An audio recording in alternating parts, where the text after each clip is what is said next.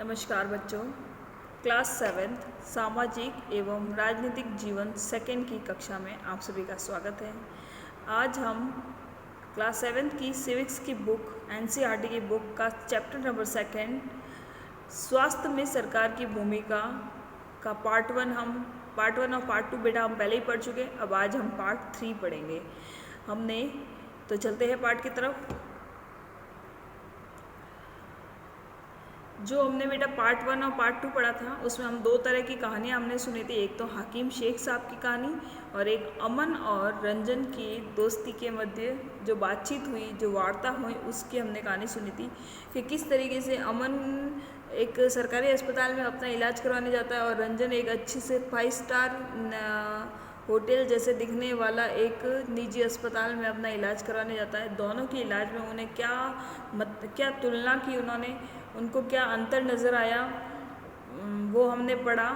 और फिर हमने ये भी देखा कि हमने फिर स्वास्थ्य सेवाओं को दो श्रेणियों में बांटा, निजी स्वास्थ्य सेवाएं और सार्वजनिक स्वास्थ्य सेवाएं। सार्वजनिक स्वास्थ्य सेवाओं के बारे में बेटा हमने पढ़ लिया था। आज हम पढ़ेंगे निजी स्वास्थ्य सेवाओं के बारे में कि निजी स्वास्थ्य सेवा और सार्वजनिक स्वास्थ्य सेवा में किस तरीके से तुलना की गई है। निजी स्वास्थ्य सेवाएं। हमारे देश में कई तरह की निजी स्वास्थ्य सेवाएं पाई जाती हैं। बड़ी संख्या में डॉक्टर अपने निजी दवाखाने चलाते हैं। ग्रामीण क्षेत्र में पंजीकृत चिकित्सा व्यवसायी आरएमपी मिल जाते हैं। शहरी क्षेत्रों में बड़ी संख्या में डॉक्टर हैं जिसमें से बहुत से विशेषज्ञ की सेवाएं प्रदान करते हैं। विशेषज्ञ शब्द का अर्थ होता है बेटा किसी न किसी चीज़ में स्पेशलिस्ट। जैसे कि आपको मैं बता दूं कि अगर हार्ट से संबंधित यानी कि दिल रोग से संबंधित है, हार्ट पेशेंट के बीपी से संबंधित है, ये सब तो वो उस डॉक्टर को कहा जाता है कि कार्डियोलॉजिस्ट, ठीक है, जो कि हार्ट संबंधी हृदय संबंधी रोगों की जांच करता है, कार्डियोलॉजिस्ट कहा जाता है। जो कि ऑपरेशन करता है, जो ऑपरेशन करने में होशियार है उसको कहते हैं सर्जन, ठीक है। जो स्त्री रोग विशेषज्ञ जो औरतों के सारे रोगों का इलाज करता है उसे कहते हैं गायनेकोलॉजिस्ट, स्त्री रोग विशेषज्ञ, ठीक है। उसी तरीके से जो किडनी संबंधी रोगों का इलाज करता है उसको कहते हैं न्यूरोलॉजिस्ट, ठीक है। इस तरीके से सबका अलग अलग होता है, डिपार्टमेंट होता है जिसमें हर कोई अपने अपने डिपार्टमेंट में स्पेशलिस्ट होता है, ठीक है। तो शहरों में आपको ज़्यादातर विशेषज्ञ सेवाएं प्रदान की जाती हैं। निजी रूप से चलाए जा रहे अस्पताल व नर्सिंग होम भी हैं। काफ़ी संख्या में प्रयोगशाला भी हैं जो परीक्षण करती हैं व विशिष्ट सुविधाएं उपलब्ध कराती है। आपने देखा खूब सारी प्रयोगशाला ऐसी होगी जो प्राइवेट हैं, बहुत बड़ी बड़ी प्रयोगशाला हैं जो प्राइवेट होती हैं। और ये प्राइवेट जो प्रयोगशाला होती है इनमें बहुत बड़ी बड़ी मशीनें लगाई जाती है जो कि सरकार इन मशीनों को अफोर्ड नहीं करते। तो हर सरकारी अस्पताल वाले भी अगर किसी तरह का कोई परीक्षण करवाते हैं जिसकी सुविधा अगर सरकारी अस्पताल में ना हो तो उन मरीजों को निजी प्रयोगशालाओं में जाकर अपना वो परीक्षण करवाना पड़ता है। जैसे कि फॉर एग्जांपल जैसे कि बेटा सोनोग्राफी होती है, अल्ट्रासाउंड्स की फैसिलिटी हर सरकारी अस्पताल में उपलब्ध नहीं होती क्योंकि उसकी लाखों की मशीनें होती हैं, तो वो अफोर्ड नहीं करते हैं या हर सरकारी अस्पताल में इस तरह की सोनोग्राफी मशीन नहीं होती है, तो वो इस सोनोग्राफी या अल्ट्रासाउंड टेस्ट के लिए किसी निजी प्रयोगशाला में भेजते हैं, ठीक है। एक्सरे भी सरकारी अस्पतालों में नहीं होते, एक्सरे भी निजी प्रयोगशालाओं में किए जाते हैं। और इसके अलावा जैसे सीटी स्कैन है, एमआरआई है, ये सारी चीज़ें भी सरकारी अस्पताल में, जो बहुत बड़े बड़े अस्पताल है सरकारी, वहाँ ज़रूर इसकी फैसिलिटी होगी, बट छोटे छोटे सरकारी अस्पतालों में इनकी फैसिलिटी नहीं मिलती है, ठीक है। तो ये प्रयोगशाला है जो परीक्षण करती हैं, वह विशिष्ट सुविधाएं प्रदान करती है जैसे एक्सरे, अल्ट्रासाउंड आदि। ऐसी दुकानें भी हैं जहाँ से हम दवाइयाँ खरीद सकते हैं। बहुत सारी सरकारी अस्पताल की खुद की मेडिकल की शॉप होती है जहाँ पे सरकारी दवाइयाँ दी जाती है, और बहुत सारी दुकानें ऐसी होती हैं जो निजी लोगों ने खोल रखी होती है, वहाँ पे भी मेडिकल स्टोर पे भी दवाइयाँ दी जाती हैं, बट वो प्राइवेट दवाइयाँ होती हैं, उन पे उनकी खुद की MRP लिखी होती है। गवर्नमेंट हॉस्पिटल की जो मेडिकल होता है, मेडिकल स्टोर, उस मेडिकल स्टोर में से अगर कोई दवाई खरीदी जाए तो उसका कोई रुपया नहीं लगता, बट निजी अगर मेडिकल स्टोर है तो वहाँ से दवाई खरीदने पे उसकी कीमत आपको चुकानी पड़ेगी। जैसा कि इनके नाम से ज्ञात होता है, निजी स्वास्थ्य सेवाओं पर सरकार का स्वामित्व और नियंत्रण नहीं होता है। अगर निजी है, किसी तरह का प्राइवेट इंस्टीट्यूट है, प्राइवेट मेडिकल स्टोर है, या प्राइवेट लेबोरेटरी है, या प्राइवेट हॉस्पिटल है, तो उसमें किसी तरह का सरकार का कोई स्वामित्व या नियंत्रण नहीं होता है। उसमें वो जो लेबोरेटरी चलाने वाला है, या अस्पताल चलाने वाला है, या मेडिकल स्टोर चलाने वाला है, वो अपनी मनचाही कीमत ले सकता है। सार्वजनिक स्वास्थ्य सेवाओं के विपरीत इन निजी स्वास्थ्य सेवाओं में मरीजों को हर सेवा के लिए बहुत धन व्यय करना पड़ता है। मैंने आपको आगे आगे बताया कि सरकारी जो सेवाएं होती हैं वो लगभग फ्री मानी जाती है, निःशुल्क मानी जाती हैं, लेकिन निजी स्वास्थ्य सेवाओं के लिए मरीजों को एक काफ़ी मात्रा में धन व्यय करना पड़ता है। आज निजी स्वास्थ्य सेवाएं चारों ओर दिखाई देती हैं। अब तो बड़ी बड़ी कंपनियां अस्पताल भी चलाती हैं। कुछ कंपनियां दवाइयों को बनाने और बेचने में लगी हैं। शहरों के कोने कोने में दवाइयों की दुकान देखी जा सकती है। फिर बताया इन्होंने, स्वास्थ्य सेवा और समानता, क्या सबके लिए पर्याप्त स्वास्थ्य सेवा उपलब्ध होती है? तो उसके बारे में पढ़ेंगे बेटा हम कि हम भारत के ऐसी स्थिति का सामना कर रहे हैं जहां निजी स्वास्थ्य सेवाएं तो बढ़ रही है परंतु सार्वजनिक स्वास्थ्य सेवाएं घट रही है। ऐसी दशा में लोगों को मुख्यतः निजी स्वास्थ्य को उपलब्ध हो पाती हैं। ये शहरी क्षेत्रों में केंद्रित है। इन सेवाओं का मूल्य भी अपेक्षाकृत अधिक रहता है। दवाइयाँ महंगी होती हैं, बहुत से लोग उन्हें खरीदने में समर्थ नहीं होते हैं और इसलिए जब परिवार में बीमारी होती है तो उन्हें ऋण लेना पड़ता है, उन्हें पैसे उधार लेके अपना इलाज करवाना पड़ता है। कुछ निजी स्वास्थ्य सेवाएं अधिक कमाने के लिए प्राय ऐसे कार्यों को प्रोत्साहित करती हैं जो सही नहीं है। कई बार सस्ते तरीके उपलब्ध होने पर भी उनके प्रयोग नहीं किए जा सकते हैं।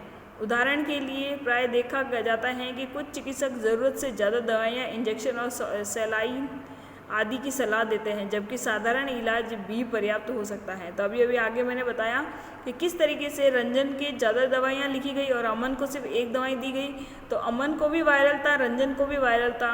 अमन एक टैबलेट से ठीक हो गया, लेकिन रंजन को 5 या 6 या एक आधी सिरप दी गई। तो आप सोचिए कि ना, तो किस तरीके से निजी अस्पताल जो है अपने मतलब कमाने की दृष्टि से, अधिक से अधिक कमाने की दृष्टि से लोगों को ज़्यादा दवाइयाँ लिख लेते हैं, जिससे कि उनका खर्च ज़्यादा होता है। तथ्य यह है कि जनसंख्या के 20% लोग ही बीमारी के दौरान आवश्यक दवाइयों को खरीदने में सक्षम होते हैं। वे लोग भी जिन्हें हम गरीब नहीं समझते, दवा संबंधी खर्चों को उठाने में कठिनाई का अनुभव करते हैं। मतलब आजकल के ज़माने में बेटा निजी सेवाएं इतनी महंगी हो गई हैं कि जिनका परिवार ठीक ठीक है वे भी आजकल इन दवाइयों का खर्च उठाने में कठिनाइयों का अनुभव करते हैं।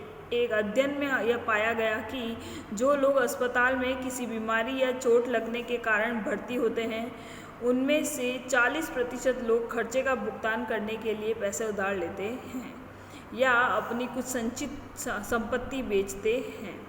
गरीब लोगों के लिए परिवार में हर बीमारी चिंता और मुसीबत का कारण बन जाती है। इससे भी बड़ी बात यह है कि ऐसी स्थिति बार बार आती है। गरीब लोग पहले ही पोषण की कमी का शिकार होते हैं। ये परिवार उतना भोजन नहीं खाते जितना उन्हें खाना चाहिए। उन्हें जीवन की आधारभूत आवश्यकताएं जैसे पानी को पीने को पानी, घर के लिए पर्याप्त जगह, साफ वातावरण तथा उपलब्ध नहीं हो पाता है, इसलिए उन्हें उनके बीमार पड़ने की संभावना भी अधिक रहती है। बीमारी पर होने वाला खर्चे से उनकी हालत और ज़्यादा खराब हो जाती है। कभी कभी केवल पैसा ही लोगों को बेहतर इलाज में बाधक नहीं होता। उदाहरण के लिए महिलाओं को तुरंत इलाज के लिए डॉक्टर के पास नहीं ले जाया जाता है। कई आदिवासी क्षेत्रों में स्वास्थ्य केंद्र कम हैं और वे भी अच्छी तरह नहीं चलाए जाते हैं। वहाँ निजी सेवाएं भी उपलब्ध नहीं हैं। क्या किया जा सकता है? क्या किया जा सकता है उसके बारे में देखिए सरकार द्वारा। इसमें कोई संदेह नहीं है कि हमारे देश के लोगों के स्वास्थ्य की दशा अच्छी नहीं है। यह सरकार का उत्तरदायित्व है कि वह अपने सब नागरिकों को, विशेषकर गरीबों और सुविधाहीनों को गुणात्मक स्वास्थ्य सेवाएं प्रदान करे। फिर भी लोगों का स्वास्थ्य जितना जीवन की आधारभूत सुविधाओं पर और उनकी सामाजिक स्थिति पर निर्भर करता है, उतना ही स्वास्थ्य सेवाओं के ऊपर भी निर्भर करता है। इसलिए लोगों के स्वास्थ्य की दशा सुधारने के लिए दोनों पक्षों पर कार्य करना आवश्यक है। ऐसा करना संभव है, देखिए कुछ उदाहरणों के साथ।